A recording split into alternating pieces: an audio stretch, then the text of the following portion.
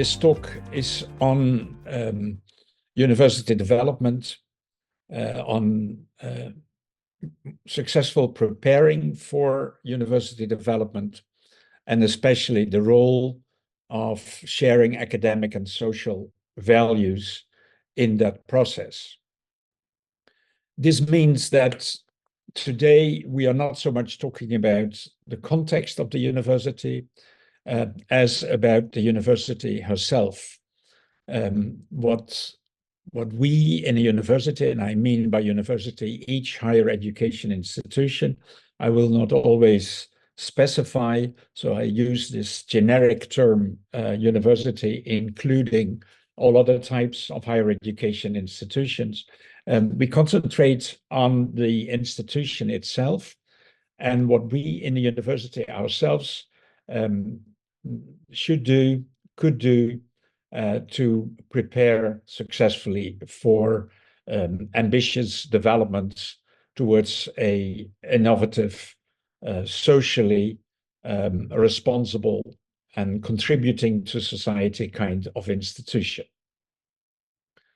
The topic of university development is by no means easy or straightforward.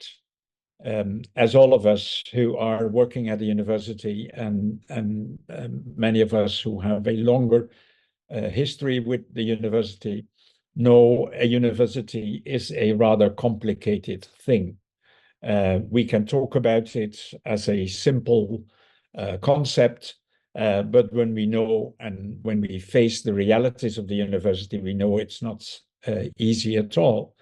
And if we look around to other universities, we also know that there is a wide variety of institutions with different build-ups, different system of governance, different ambitions, different profiles. At the same time, the setting of universities is by no means the same worldwide. And as a result of it, many universities may look alike, but in fact, they have a different reality. They have a different kind of future, and they embrace different missions. Each bring their own challenges, their own complications.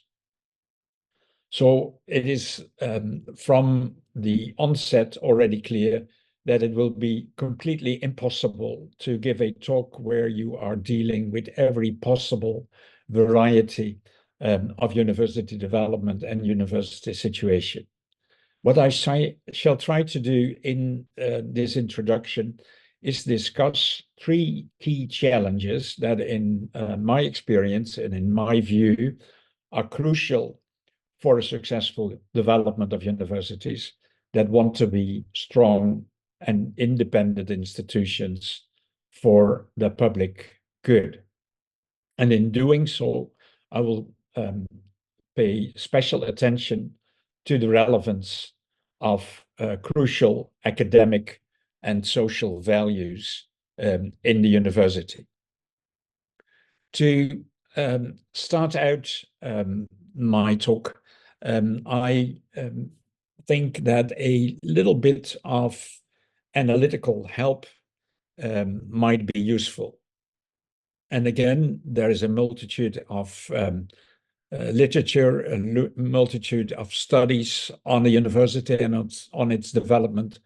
So I've made a choice. I have learned for this particular this afternoon from the work of the Norwegian professor Johan Olsen, who has observed and analyzed universities in very different settings and has presented already some 15 years ago in his work a menu of 4 sets of options, tensions, or conflicts about the essence of what a university is. He describes this in a menu of typology, whatever you call it, with 5 different options. He said you have a university that conceives itself as a self-governing community of scholars.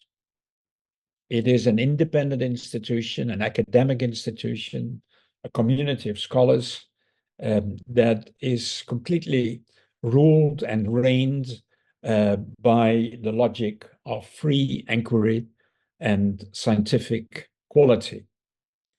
That is a certain type of a university. A second type, he goes on to describe, is the university as an instrument for national political agenda. This type of a university is mainly ruled by administrative and political objectives and priorities. And a third possibility, a third kind of profile of university, a self-understanding of a university, is a university as a representative democracy itself, where the most important thing is to represent and to accommodate all the various internal positions and interests within the university. And its main goal is to represent all these internal interests in a fair manner. And a fourth model in his menu is the university as a kind of consultancy service, the university as a service enterprise, embedded in the marketplace, like other consultants, like other advisory firms. Basically, the university as a provider of community services, be it in teaching and learning, be it in research, be it in all sorts of other policy contributions to stakeholders and consumers, customers in society. This typology of 4 different types of Johan Olsen is by no means meant to be an exclusive description of the possibility of a university. The university is not just an institution of type 1 or a university of an institution of type 2 or type 3 or type 4. These 4 different possibilities are in a way always playing a role in university dynamics. And whatever of these 4 possibilities is taking the upper hand is subject to a variety of internal and external actors and factors. There may be political pressure from inside, there may be political pressure from outside.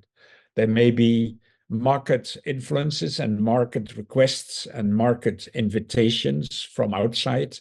And there may be an ambition from inside to play a role in the market for high-level knowledge, high-level research, high-level policy advice. Such trends and such influences and powers are influencing the options, the possibilities that every university has, and are enabling some to a higher extent and some to a lower extent. As a matter of fact, many, both within the university and outside the university, hold their own, so to speak, preferred university concept, their own preferred university mission. They look upon the university mainly as a self-governing community of scholars, or mainly as an instrument for national political agenda, or primarily a representative democracy, or a kind of a service enterprise, serving society, serving customers, clients in the marketplace. And it is good to realize that people have these kinds of concepts, because often conflicts about what a university is, what a university does, and what it should do has everything to do with the preferred option someone has in his or her mind. We all have our preferred profile of what a university is and what she should be. And sometimes we are so convinced of the truth and the importance of that preferred concept that we almost handle it and deal with it as a monopoly vision of what a university is. It is, however, very important, if you are talking about university development, that you prepare yourself first and foremost by asking the question for your own institution that you want to develop further. What kind of an institution are we? What is our preferred profile? What's our preferred identity? And using a model like the model of Johan Olsen may be helpful in making that kind of an analysis. This was just an introduction, a sort of little theoretical exercise before we get into the three challenges that I would like to discuss this afternoon. And these three challenges are the following. First, it is reaching a clear response, and hopefully and ideally a shared response to the question that I was already preluding to. What kind of a university are we? What kind of a university do we want to be? And on which sets of shared academic and social ideals and values do we want to base ourselves? If we want to talk about university development, in my view and my experience, it's very important that you have a clear answer to this first question. What kind of university are we? What kind of university do we want to be, and why? Based on which values and which ideals? So that's the first challenge, the first key question that I will go on to discuss in a minute. The second that I will discuss afterwards, in the second instance, is about the question how our university is and should be contributing to society. By which programs, by which means, and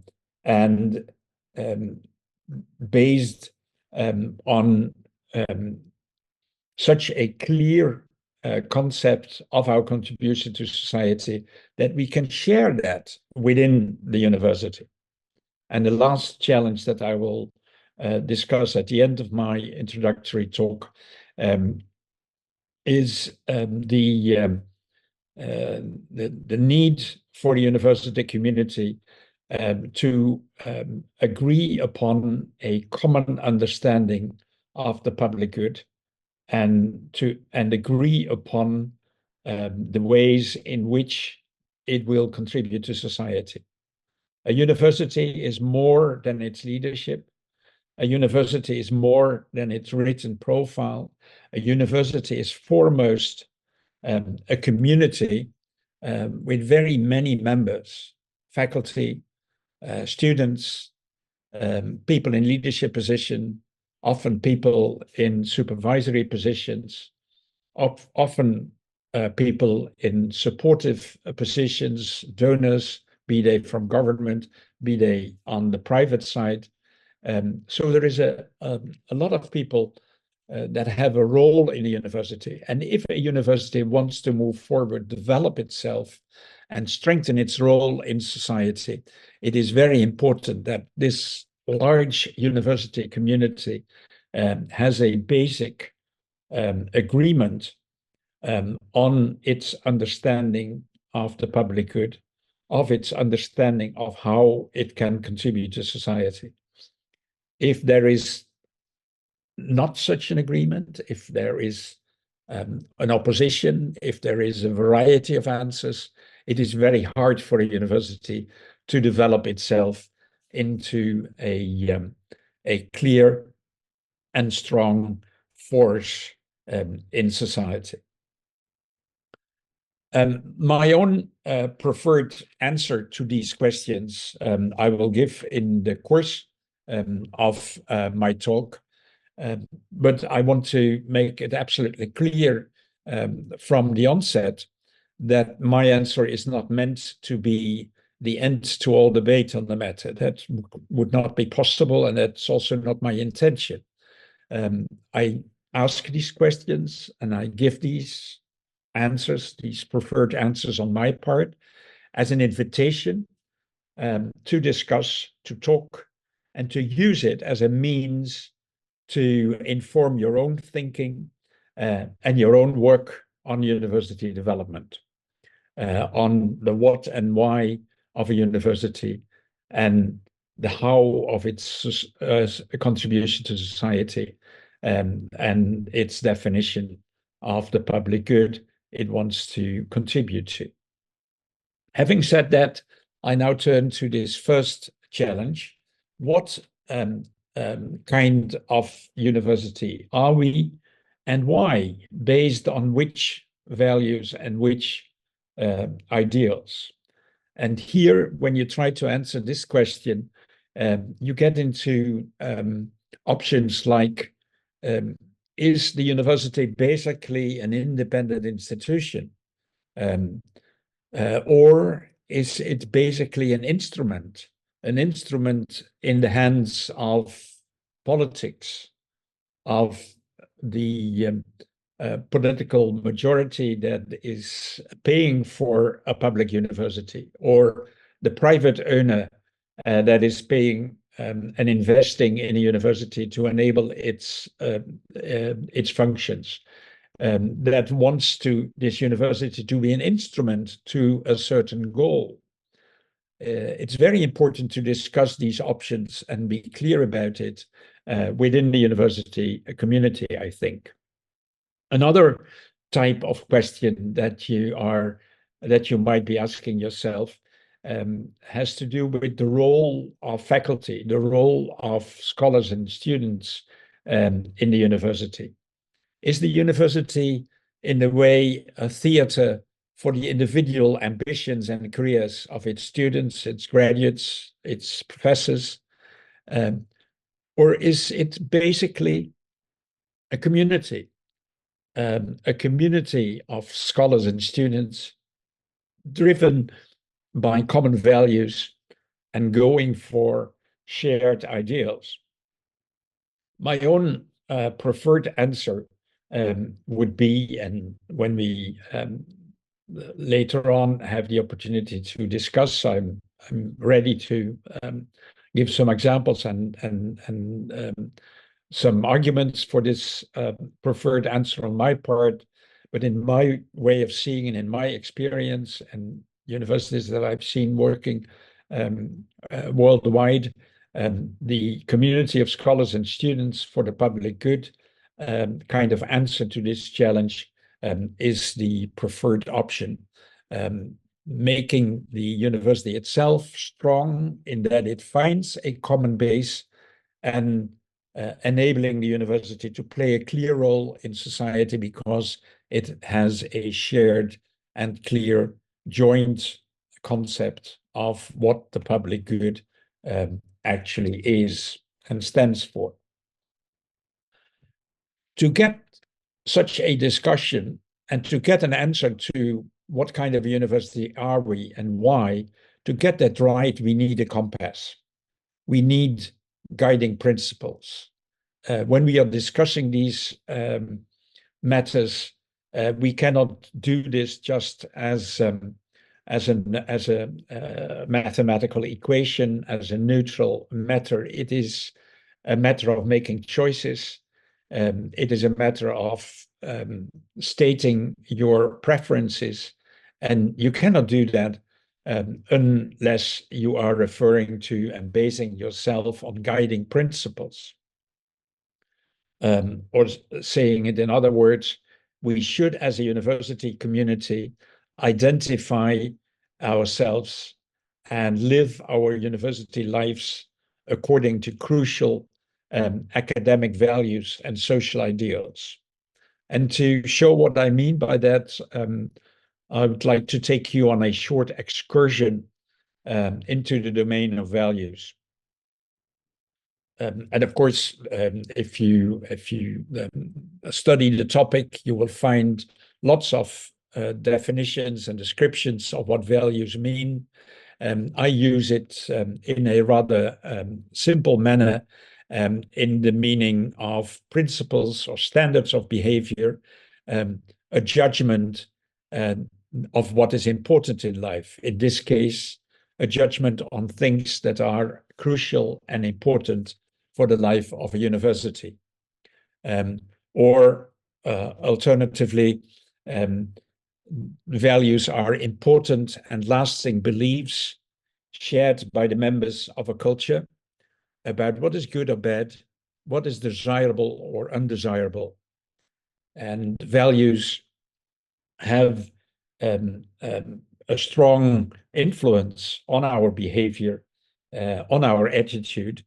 And for the community, for teams working in a university, for a university community as a whole, it is a possible compass. It can serve as a guiding principle to steer us through all the options that we have, the dilemmas that we are facing if we are discussing the role of a university in our society. You may ask yourself, why do values matter for universities? And I have listed here some examples of why they are important. They are, for instance, important in asking these main questions about our university profile. What kind of an institution do we want to be? That has everything to do with what is our ideal, what is our guiding principle, which interests do we want to serve, and why? For instance, a university may opt for the very best students and may have as its primary goal to focus on individual excellence. That is driven by the ideal that the university should be working towards the highest possible quality and promote excellence. Other universities may say, well, there is only statistically 5% of us who are ever going to be top and excellent, whether a student or a professor. And we want to have a wider impact in society. We want to include a student body that has a wider background. And we are not only going to be serving individual excellence per se, we want to be inclusive and be serving a much larger group in society. And some institution may want to serve both goals and have a value that is not only serving this individual excellence, but also the social inclusiveness. Values also act as quality markers. For instance, integrity or fairness, avoiding corruption, avoiding nepotism, avoiding an unequal treatment of equal cases. Integrity and fairness are ideals, values that steer a university towards that kind of a reliable quality in all they do. At the same time, some values are steering universities' foundational principles of institutional self-understanding. We all are familiar with the concept of autonomy, the concept of academic freedom as basic principles for the university. At the same time, university values that we agree upon in the university may help us and guide us in relations with society and internationally with partners. So our international ambitions, our international values of collaboration, and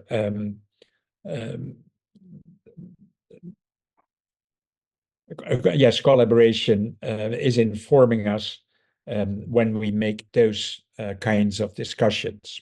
So identifying and discussing, sharing core values for any university is crucially important. And especially in times when there is political turbulence, when there are competing claims, when there is internal difference of opinion and frictions. And of course, you may ask, what values are we talking about? Well, it is impossible to answer that question in one and the same seminar because the answer will be different in different places at different times. But working on it and discussing it and identifying these values is a first task for any university.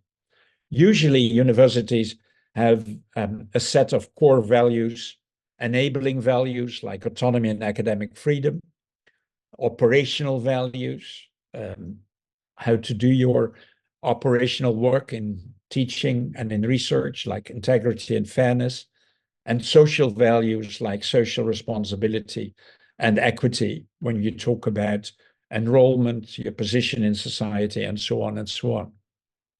In addition to such general values that we find worldwide, there are specific values that universities may subscribe to that are important in particular national situations. I remember a discussion we once had in an Asian university where there were two sets of representatives present. One set of representatives from Thailand and from Malaysia, they said, well, one of our leading social values in our university is contributing to national unity. It is something that we hold very dearly. While another participant from another Asian country, Japan, said, well, maybe in our case, national unity has been too strong and has been an overriding principle. We think that we need more variety, and we would like to contribute to more diversity and variety in our national setting. So on top of these more or less general values, there might be specific values that are relevant in your specific national context.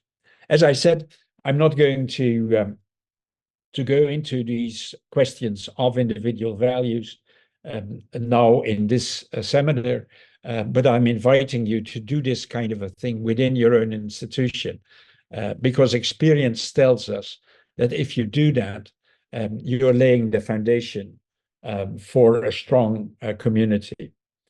And the GUNi community, this GUNi International Call to Action program, has the ambition to offer an environment where, in this kind of a talk and in other activities, we can learn from each other and help each other to reach a shared understanding, to be able to found our development of the university on a solid value base. Victoria said at the beginning that I've been for some time chair of the Magna Carta Observatory, a community of some 1,000 universities worldwide, based in Bologna, Italy, founded in the 80s. And that community is completely focused on the role and the value of values and ideals in building a university. And in 2020, we have written up, after long consultations, a second version of our Magna Carta, where the basic enabling values for the university are being stated, and where there is a first a kind of list of what these values might mean in practice, what kind of social practice is connected to each and every one of those values. So you might want to look it up and see that as an example. Something that we also did in the Magna Carta community is that we not only stated those values, not only discussed them, but we also started a program which we call the Living Values Project, which was meant to help university to make those values a living reality in their institution. The objective of such project is to make these values not just something that you are reciting on the anniversary of a university or on festive occasions, but something that is really steering and informing the daily life of a university. And if you do that, you may be able to evaluate the values that you are living by in your institution. You may be able to detect and discuss implementation gaps between the values that you adhere to and the values that you actually practice. And if successful, if you are a value-based organization, it may help you present yourself to the outside world with a very strong and clear position. So discussing values helps you lay a foundation for the identity of a university and helps you find a shared compass of where to go. This was the first challenge that I wanted to discuss. This is stressing the importance of answering the question, what kind of a university are we? What kind of university do we want to be, and why? Based on which values and which ideals. If we are not talking about that, if we are not discussing them with our colleagues in the professorate, with our students, with our overseers, with government or private investors, we are walking in the dark. We are not clear about the course we are going, and it's very hard for us to make the kind of discussion, the decisions that we must make in the daily life of the university. The second challenge is in a way the immediate follow-up of this first challenge. This is the question after the what and why question. It's the how question. It's the question, how do we see our university contribute to society? And also here is a whole menu of options. I'm not going into this aspect in detail, but trust me, like the typology of Johan Olsen on the profile of the university, there is also a whole menu of options of how universities actually are contributing to society. The two extreme positions are the position where a university is contributing to society and is seeing itself contributing to society in all it does, in all its activities, in its teaching and learning, in its enrolling of students, in its hiring of faculty, in its research, in its producing of societal policies, in its outreach policy. Everything, literally everything a university does is not for itself, is not for its own well-being, its own existence. It is meant to serve a societal purpose. In this way of seeing a university, is basically a social institution in all it does. There is another alternative vision that is present in actual universities worldwide, and in some countries it's the prevalent option. There, the teaching and learning part and the research part are seen as the academic task of the individual university. It's academic work that it's done for on its own merits, for its own reasons, contributing to the forum of science worldwide. And eventually, this will have a societal impact, but specific societal impact is meant by specific programs. So in addition to teaching and learning, in addition to research, such universities have programs to serve schools in the city they are based, have programs to contribute to the awareness of the challenges of climate change and the need for renewable energy in its society. And it's these specific programs that are the carriers of the social contribution of the institution. These are just the two extreme options that you can answer these questions in. There are all sorts of varieties in between. But again, my invitation would be, do ask these questions. Do ask yourself, how are we contributing to society before you're developing your further strategies as an institution?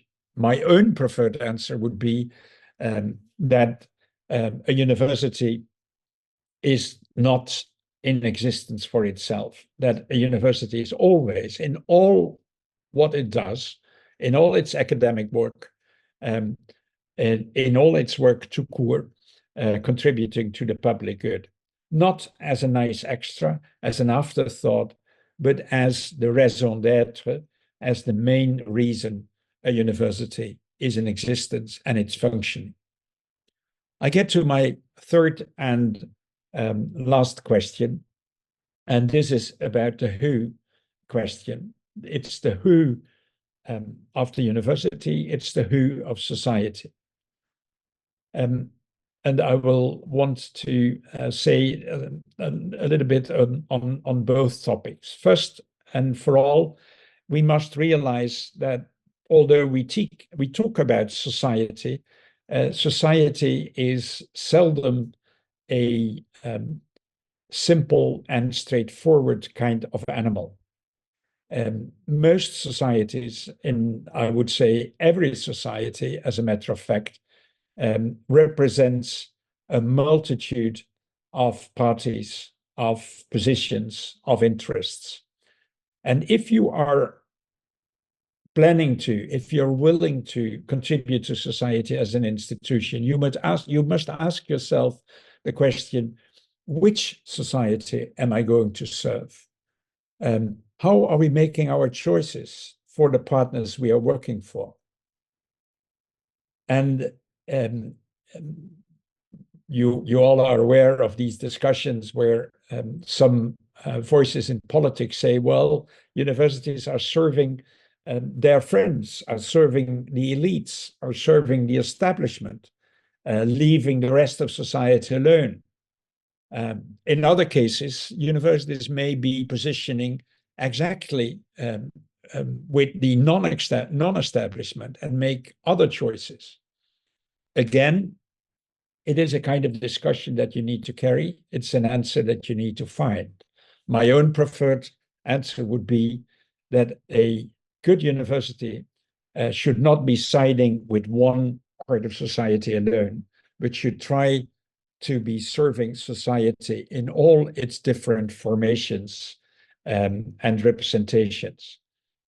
Universities should avoid to be seen as serving only the elites, should avoid to be seen as only serving one portion of society, but should try to follow a broad program and have a broad set of partners in all it does. Same thing about the who question for the university itself. It is my strong belief that a university is much more than just its leadership, is much more than just its professorate. The university is this wide community that I described before, of leaders, of professors, of graduates, of students, of overseers, of donors, supporters, lawmakers, private investors. And it's this whole wide community of the university that is involved and is at stake when you try to make a development agenda for your university. And if you want to do that successfully, it is really crucial and worth your while to try and reach a common understanding of the public good, to reach a common understanding of how a university is contributing and wants to contribute to society, and what kind of society, which forces in society. These tasks are not easy, not at all, but they are crucial. And although they are not easy, if you are not taking them on, you will pay for that dearly, because then conflict will arise and you will have to have these discussions in an atmosphere of conflict and disagreement. And it's much better to try and to do this before and to do this in a strategic manner and take your time doing it. These were the three challenges that I promised to talk about, and I hope I've made clear why I think these three challenges should be taken up by any university who has the ambition to develop itself into a stronger institution with a stronger role in society. And I want to repeat at the end what I said before. I am not presenting this as the last word on any of these issues. I've tried to give you good reasons why you should be asking these questions and face these challenges yourself, and find possible responses to all of these challenges yourself in your own community. And that process of discussing these options and finding these solutions itself will, experience tells us, in many ways already help you reach that goal of building a strong community. That was what I wanted to say by means of introduction, and I'm looking forward to your participation in the discussion to carry it on. Thank you very much. Thank you so much, Dr. Sijbolt, for this brilliant presentation, very insightful. There are lots of questions that come to mind after this presentation, and as you mentioned, you post your preferred answers as an invitation for the discussion. And I can see we have already a question in the chat and also a comment. I would like to remind participants that if you want, you are most welcome to step in. If you want to raise your hand and ask your questions directly verbally, please feel free to do it. We would be more than happy to hear from you.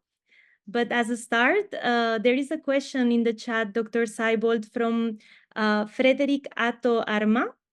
He's saying, in many instances, the for whom question has been directed at two key constituents, the present and future generations.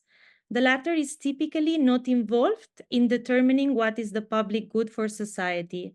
How can a university that is futuristic and sustainability focused navigate this conundrum?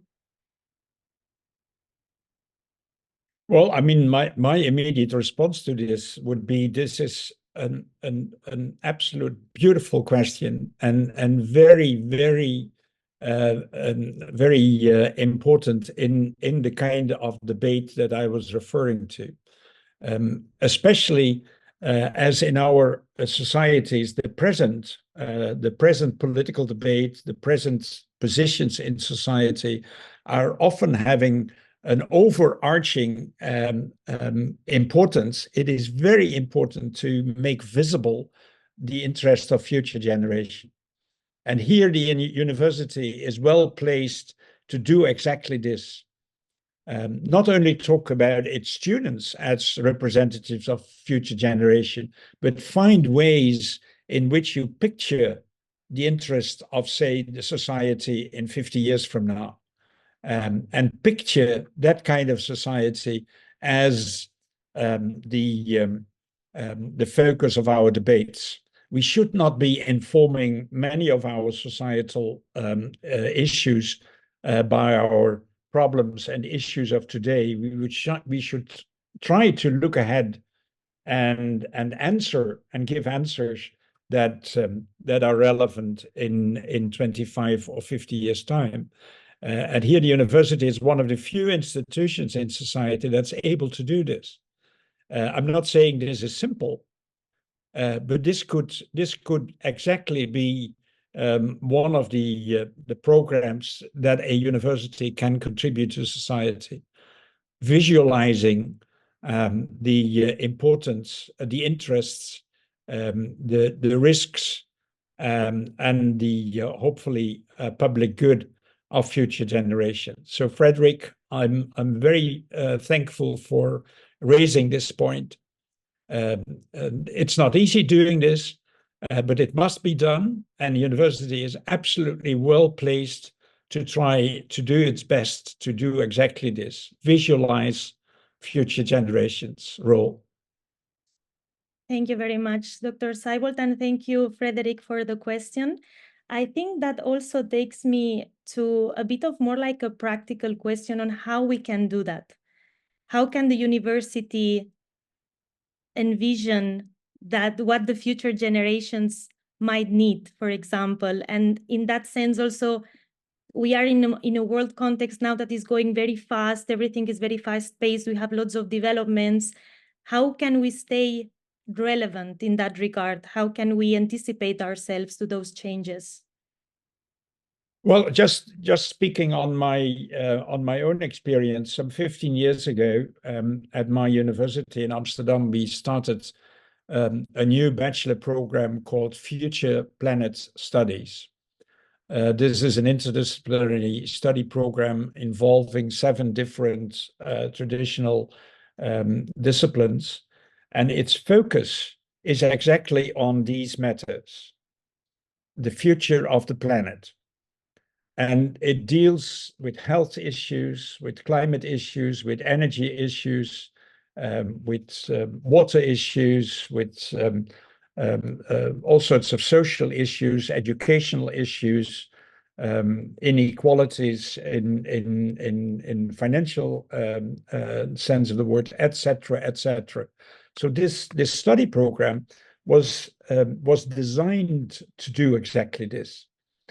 And students, in the course of their studies, working with their teachers, were trying to visualize those futures.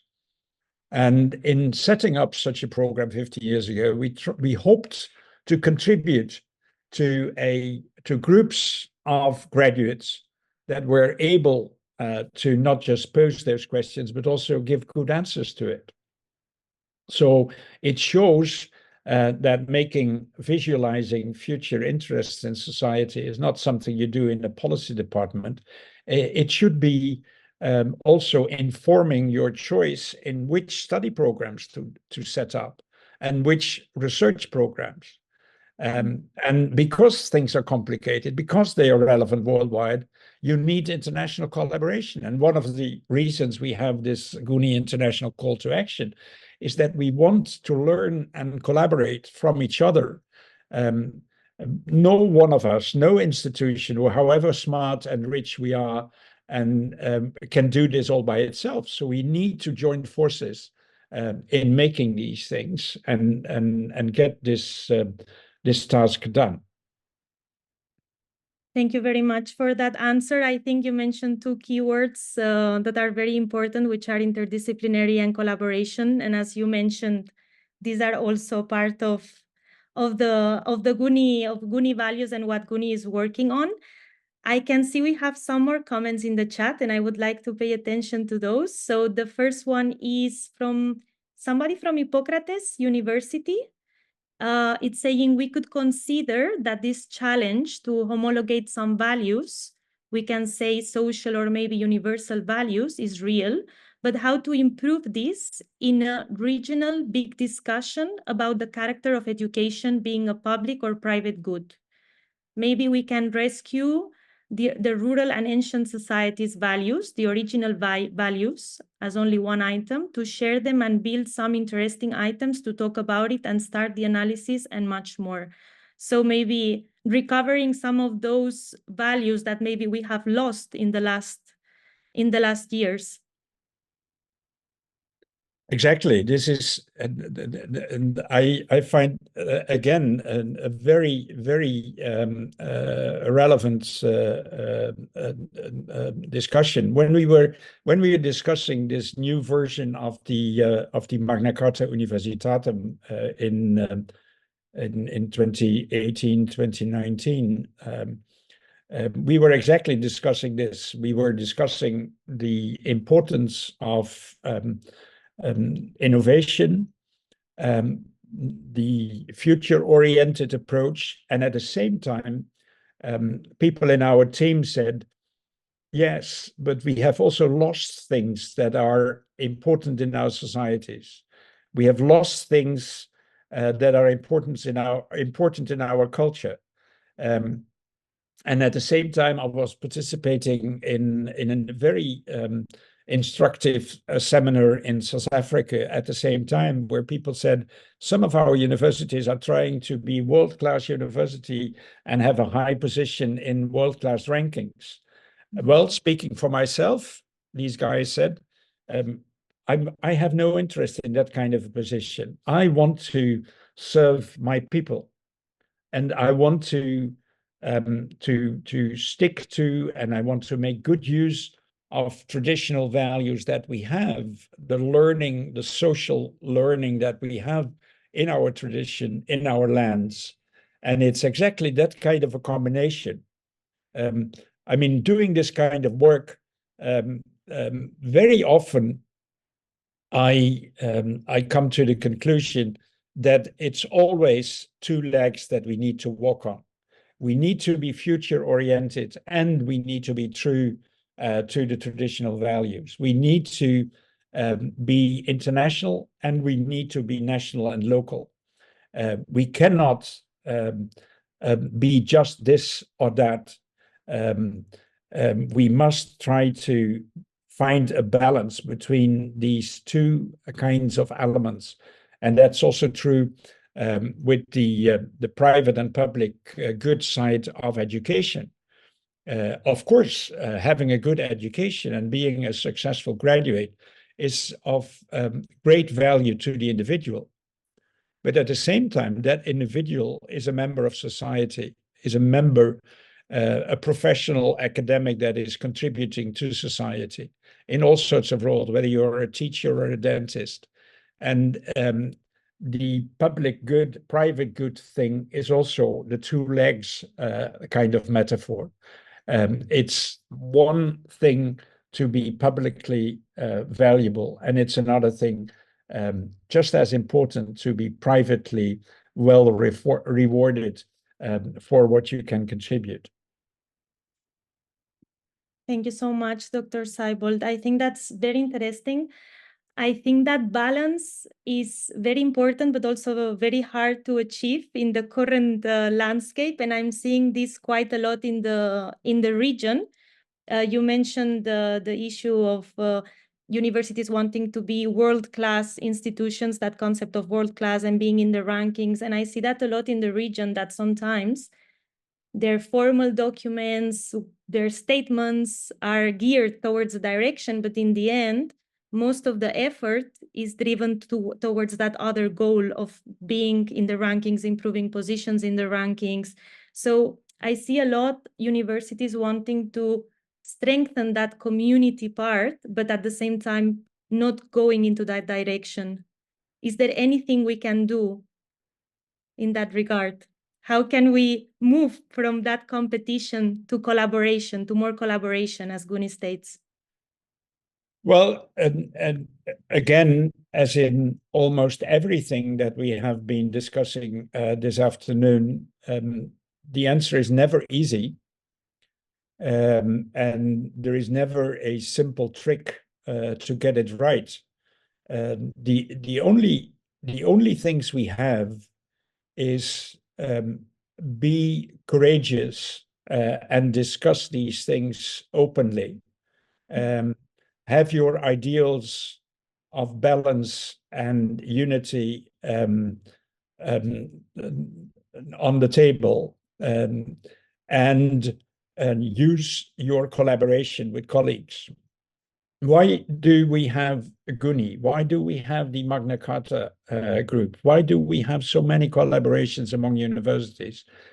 Because we are in the same situation, facing the same dilemmas, the same challenges, and we should be able to help each other and encourage each other to face these challenges and see a way out. And this will not be happening overnight, but it's the alternative to being governed either by politics, or by big business, or by some sort of international global ideal of world-class universities.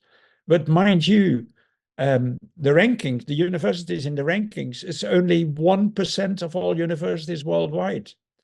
So why talk about a game for that 1%? We are representing the 99% of universities that are very crucial to our students, to our graduates, to our community. And we should be setting our own goals and our own ideals.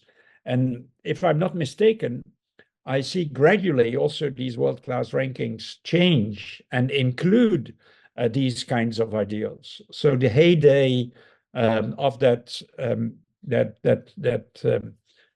sort of fantasy of world-class universities, as if that's something that is relevant for all of us, is over. And we are sometimes learning the hard way that we really have to refocus on our regional, national agenda and find a new basis for an international agenda as well.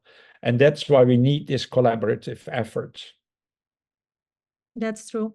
It feels like for some years we were kind of feeding ourselves that system, reinforcing it, even if we didn't want to do it.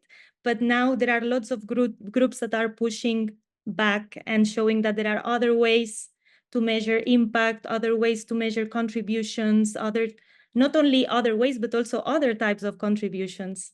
So that's very interesting. I see the chat is filling with questions, so I'm going to go back to it. And before asking another question, I just wanted to acknowledge that the previous comment from Hippocrates University was made by Dante Torres. So thank you so much, Dante, for participating in the discussion. Just wanted to acknowledge that. And to continue with the questions, we have one question by Anne Chiaffi. She's asking, when our university is an instrument for national political agenda, can it be easy for the administrators of the university to change the values defined by the national policy?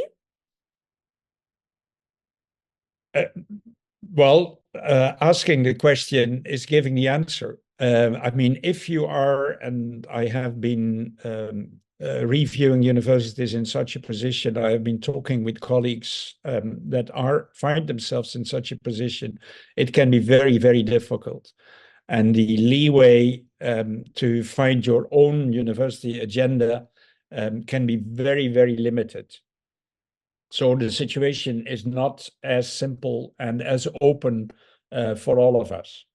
But also in a situation where national politics tries to use the university as an instrument for their own political agenda, colleagues tell me we continue to fight for whatever small possibilities of change and influence there are. And we want to keep the flame burning of serving all of society apart from politics. I mean, personally, My worldview is that we have in the world we have three important powers. We have the powers of politics, we have the powers of big business, both on a national and international scale, and we have the not-for-profit, non-governmental organizations in culture and in education. And I hope that these powers in the arts, in culture, in education, in schools, in universities, are seeing themselves as a third power for the long run of our societies. And let's teach ourselves in the institutions, but also our students, and in our discussions with our colleagues in the professorate, that we are this third force. We are not would-be entrepreneurs. We are not would-be politicians. No, we are this third force that has other means, has no weapons, has not much money, but has the critical means of thinking, of visualizing futures, of inspiring people, and let's make that our task. Let's make that the ultimate role that any school teacher, that any student, that any professor has in life. And that would be stating this very clearly and joining forces as a community in that direction, I think is a very important thing to do. Thank you so much for that answer. That's very beautiful the way you put it. So thank you so much for that. And especially I was thinking also in these days where we see an increasing militarization of the world, I think that answer is really important. I would like to continue because we have still lots of questions in the chat and want to make sure that everyone has a chance. So there is another question in relation to how can we be sure that as a university, we are not serving a particular type of people or class, and how do we realize that if we are doing it? Well, I mean, the first step is to start evaluating your actual practice. I mean, when you talk about and that was the theme of our discussion this afternoon, you talk about the development agenda of university to be a stronger power in the socially innovative agenda of societies. And then one of the starting points is to take stock, to see where you stand, to see what you do. And I remember a conference I was participating in the city of Montreal in Quebec in Canada some years ago on the social innovation role of universities. And there a colleague said, we looked into our own practice. What had we done in the last, say, 10 years? Who are reaping the benefits of our work in the university? And we thought we were a very socially engaged university. And comparatively speaking, we were. But still, we were surprised how limited the group was that actually benefited from our work, in terms of the students that were enrolled, in terms of the background of the people that were teaching, in terms of the social work we were doing in our local setting, and so on and so on. So stock taking and critically analyzing where you stand, where you start from, and reset your relationships to society is a very interesting thing, and a very important task, which is, I mean, also in my own university at one point, the results of that kind of analytical, critical self-study were really surprising to ourselves. We thought that we were really socially conscious and open and inclusive. But at the end of the day, we were not as inclusive as we thought. We still had a prevalence for clients out there, big business that were paying beautiful sums for research.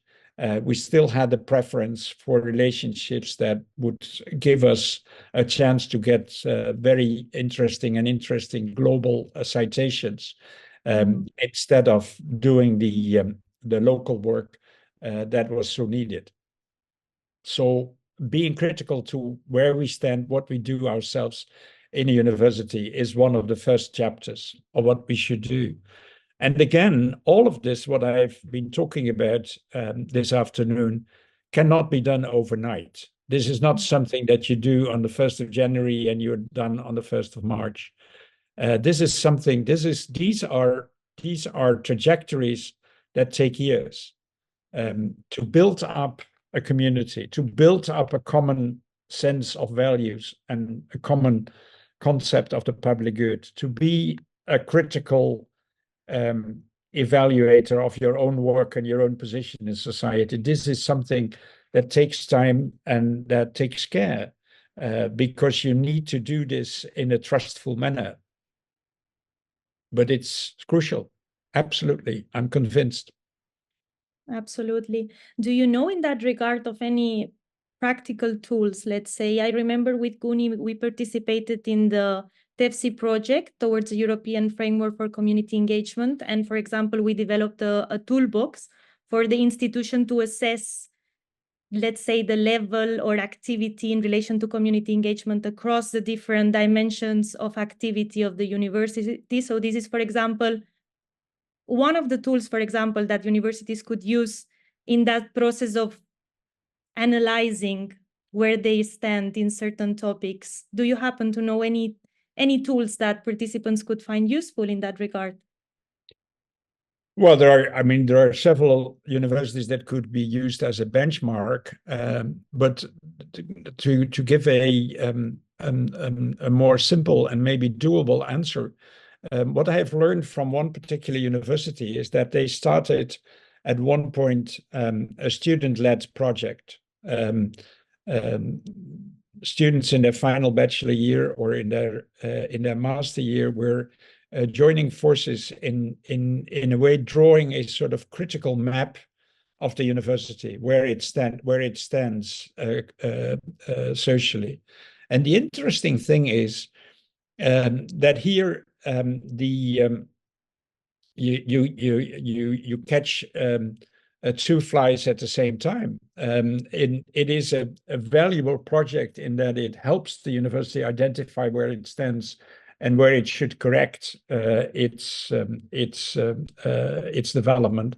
But at the same time, in being engaged in such a project makes these students very much aware of what the university can do and where the options are. So in the university is such a special institution in that it has so much a possibility and option, so much smart people in its own house, that you don't need an expensive kind of consultant to tell you where you stand. You're able to do this as an educational project. And that's a solution in many ways. It cuts two sides at the same time. It helps you get your results, and it educates. It is helping students educate themselves to become socially conscious adult professionals. Absolutely. I think that's a very interesting example because it's also involving the student body. We have more questions, and I'm starting to be aware of time, so I want to be able to cover all of them. We have Marcos asking, I also want to know, having in mind the universities and people are of different backgrounds, how do we establish an equilibrium between this type of personnel and universities? Well, I mean, for each university and each setting, you need a different approach. So I cannot possibly give an answer that would be valid for everyone. But I remember discussing this topic with a friend who was rector of a university in the province of Sao Paulo in Brazil, and he said one of my constant issues is that if we don't do something extra, we only will enroll students from private schools, and we will have relatively few students from public schools. And this is a situation that we cannot accept. So we must work on a more inclusive influx of students. And then the next question is, yes, but are these students sufficiently prepared? And if that is not the case, we need to work with schools, with public schools, to get them to that point. So again, it shows that such an agenda is not something that you can solve in weeks or months. It is informing your program for years. But making this critically assessing that situation, that you have a one-sided kind of enrollment, that you want to be more balanced, is your basic impulse to change things and to work for another situation. And such a kind of an answer that this colleague from Sao Paulo gave me will be the kind of answer that colleagues from other parts of the world, all depending on their own situation, will have to give. And in general, my suggestion this afternoon, and the lesson I have learned from experience, is not that there is a simple solution or a trick or a guidebook for anyone to just follow. The only thing that I think we should learn from each other is that we have to engage, that we have to ask the right kind of questions, and that we have to go this route ourselves, and that we have to seek help from colleagues and learn from colleagues, not just to imitate what they have done, but to be encouraged by the courage they have shown in going this route. Because each and every one of us will have to find that way ourselves, as it is important in our own situation, in our own location.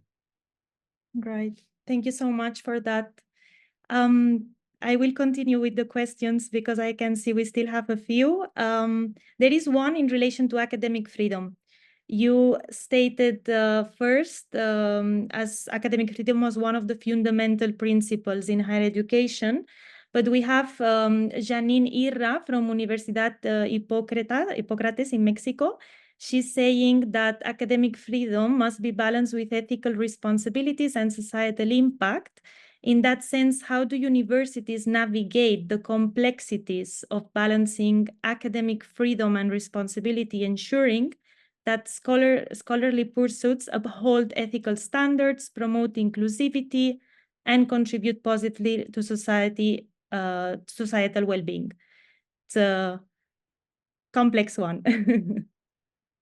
Well, but beautifully stated. I mean, this is exactly the right kind of approach, Janine. And I'm not saying that the answer is simple, but balancing those two is absolutely crucial. I mean, I refer to the 2020 version of the Magna Carta Universitatem that we made up and published in 2020. And this is exactly what we try to do. Balance the academic freedom and the institutional autonomy of university with the acceptance of social responsibility. Academic freedom is not something like freedom of speech. You are allowed, you may say what you want to. Academic freedom is a very specified kind of freedom for people in an academic community. And this means that they are self-regulated and self-bound by the rules of academic inquiry, the rules of academic testing your arguments, and the rules of the social responsibility a good university should embrace. And the biggest mistake that we can make is simply identifying academic freedom as the freedom of speech for academics. No, it's the academic freedom to speak up as an academic, meaning obeying a scientific method, obeying the openness for criticism, listening to argumentation, and so on and so on and so on, and being a responsible, a socially responsible member of the academic community. And it's that kind of a balanced approach that we often forget when we only stress the freedom of expression part of academic freedom. So, Janine, you have put it beautifully, and the question mark should be an exclamation mark. This is exactly the kind of agenda that you need to embrace and that you need to work on. Thank you very, very much. Great reminder. Thank you so much for the question and for the answer, and also for making the clarification, so to say, regarding the concepts that sometimes are not so clear. I can see we have a few more comments in the chat. We have Noorda Abdul Wahab. She's saying that in her university, they declared their values: exemplary, collegiality, integrity, tenacity, and equity, along with their vision and mission statement. However, in a recent survey that they conducted, there is still some level of scholars at the university that do not embrace or live those values. So she's asking, in your opinion, what initiatives, programs, what can they do to bridge that gap? I think that's a very interesting question on how to help or make the faculty and the community embrace, not only the faculty members, but also students, everyone in the community, to embrace those values. Well, first of all, congratulations, Isaiah. This is, I mean, you have a beautiful set of values, and it's very laudatory that you are setting up a survey to see what the actual implementation is. Are these values lived? Or are they just out there to be recited or just on paper, sitting there to collect dust and not implemented at all? So congratulations for that. How to deal with poor implementation is of course a nasty kind of question. It depends very much on the style of communication in your institution. I mean, in some countries I have worked, they would just put this to the open, and they would start a sort of open debate and start sort of trying to find out why people are not implementing, why people are not following, and inviting them to speak up and have an open debate on this. In other countries, they told me that is not doable. If we do that, we don't get real answer. People are sort of hiding. People don't want to speak up, and then you have to find other ways of doing it. So in giving advice, you're yourself probably one of the best consultants, because you know what can be done in UNIMAS and what cannot be done. If you can do it the open platform kind of transparent way, you follow that. If it can't be done, you have to find another route. But it is the values are a beautiful set. Having a survey is absolutely excellent. So the third part, taking serious the results and doing something about it, is just as important. And it must be a sort of community majority task to make sure that everyone is part of the debate on why is this and how can we better it. But you have come a long way already, so you will no way you will cope this problem. I mean, it's already good that they are asking faculty members what exactly is going on beautiful. with those values, right? Beautiful. That's already a very good step. Yeah. Thank you so much, Asia. Thank you so much, Dr. Sijbolt, for the answer. We have also a comment in the chat and a question as well from Professor Anita Patankar from Symbiosis International University. She's thanking you for the wonderful presentation. And then she's saying that research seems to be driven by financial compulsions and world rankings today as a necessity. Employability too drives education, also since students and parents seek healthy return on investment on their investment in education, especially in emerging economies. How do we ensure that universities are not overwhelmed by these two focus areas of research and employability? This is a little bit related to what we discussed before of those tensions and finding the balance between the different focuses. Yeah. Well, thank you very much, Anita, for this observation. It's a very relevant observation. This is exactly what we see in many places all over the world. Research is driven by contracts and teaching and learning is informed by employability. And people go and study those topics that pay best, and people do that kind of research that offers follow-up contracts. And if that is the road we are going, our university is the fourth type of institution that Johan Olsen was talking about. Then the university is acting more or less as a consultant firm for juniors who want to make a career, and for researchers who want to have a successful portfolio. And exactly that's why I began my talk the way I began it.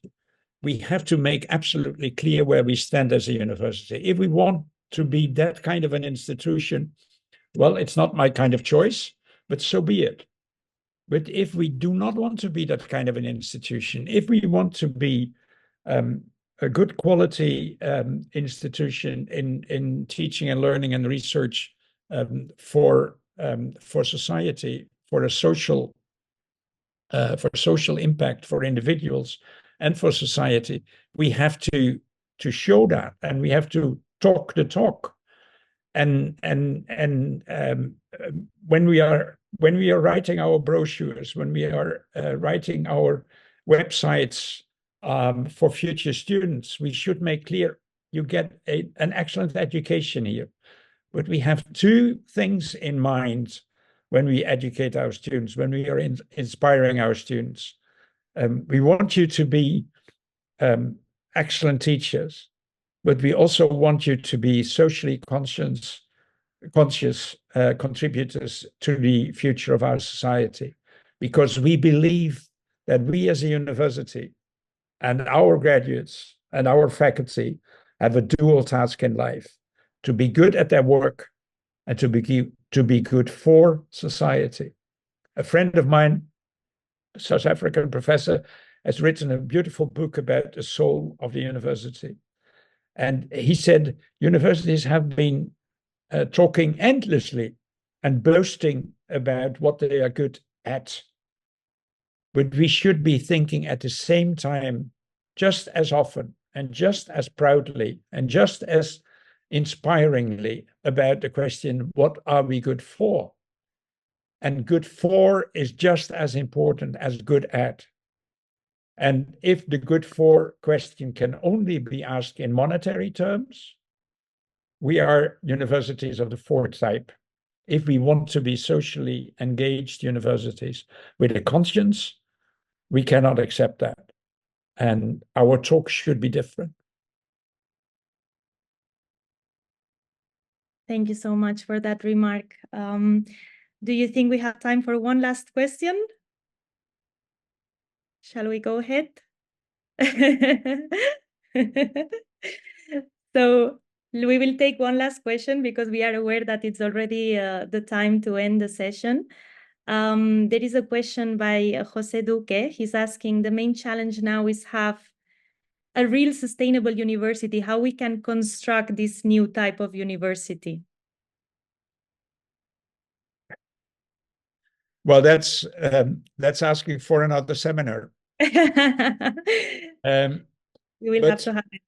But we sure we will in the next talks be dealing with such topics. This is only the first of a series of GUNi talk, and there will be a series of talks. We will have conferences. We will have summer courses. We will have all sorts of opportunities where we sit together, where we invite experts, not just theoretical experts, but also people who have been practicing these issues. And we will hopefully learn from each other. And the whole idea of the GUNi International Call to Action is to bring us together in the next 2-3 years further to the point where we want to be. And your topic, Jose, is exactly one of those issues that we want to learn from each other, and we want to learn from good examples. So I'm not going to give you a secret solution because there is none. Everything we talk about takes time and needs courage, and everything we talk about needs colleagues, needs a community, and needs a community that's inspired and driven by ideals and social values. And that's been my plea this afternoon. And I hope it has been inspiring you to go that route. Absolutely, Dr. Sijbolt. It's been a great session, very insightful. I can see lots of comments thanking you for the presentation, for the answers to the questions. So I can see everyone is really appreciating the time you have spent with us. I have myself enjoyed a lot this session. I'm really glad to have had the chance to spend this hour and a half with you. And I'm sure we will all be able to meet again for new GUNi activities.